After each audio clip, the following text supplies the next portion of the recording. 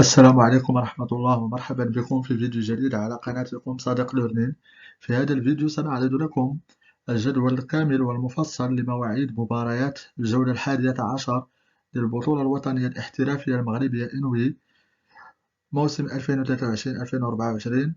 فعاليات أو مباريات الجولة 11 والتي ستنطلق طيلة الأسبوع الأول من شهر دجنبر الحالي. فمرحبا بكم وشكرا لكم على المتابعة.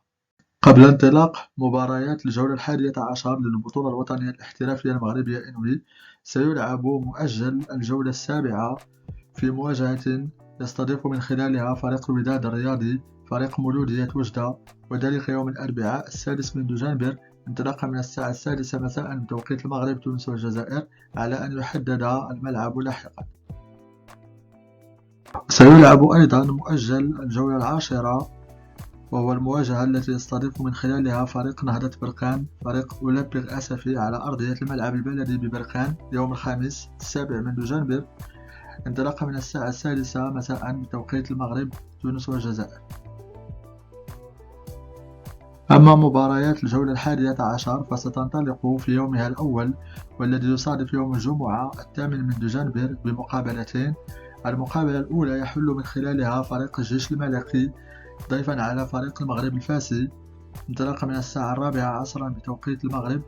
أما المقابلة الثانية فستجرى في نفس اليوم الجمعة انطلاقا من الساعة 6 مساء، ويحل فيها فريق اتحاد طنجة ضيفا على فريق الفتح الرياضي الرباطي على أرضية مركب الأمير مولاي الحسن بالرباط.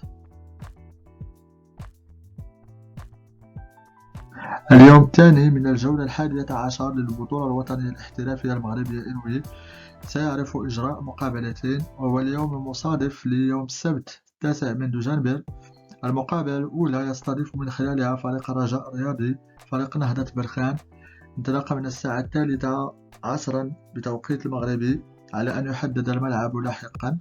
أما المقابلة الثانية فيحل فيها فريق اتحاد توالغا ضيفا على فريق شباب السوالم الرياضي انطلاقا من الساعة 6 مساء على أرضية ملعب البشير بالمحمدية.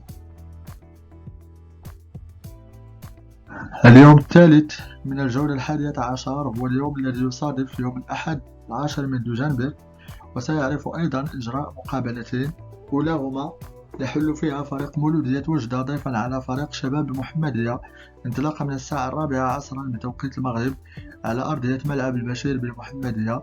فيما المقابلة الثانية من يوم الأحد سيستضيف فيها فريق أولمبيغ أسفي فريق يوسفية برشيد على أرضية ملعب المسيرة بأسفي انطلاقا من الساعة 6 مساء بتوقيت المغرب.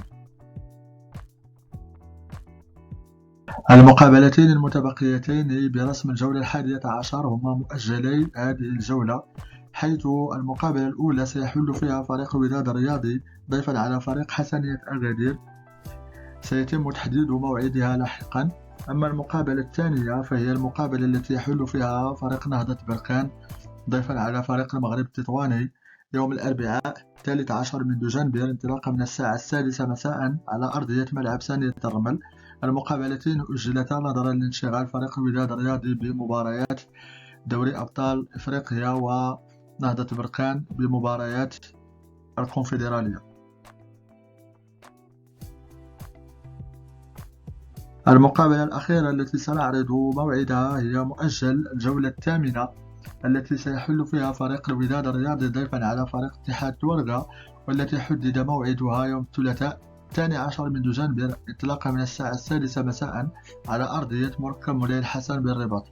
إذا كان هذا الجدول المفصل لمواعيد مباريات الجولة 11 للبطولة الوطنية الاحترافية المغربية إنوي الدرجة الأولى، بالإضافة إلى مواعيد مختلف المواعيد أو المباريات المؤجلة عن الجولات 7 8 والعاشرة لفريقي نهضة برقان والوداد الرياضي. شكرا لكم على المتابعة، فرجة ممتعة، وإلى اللقاء في فيديو قادم إن شاء الله.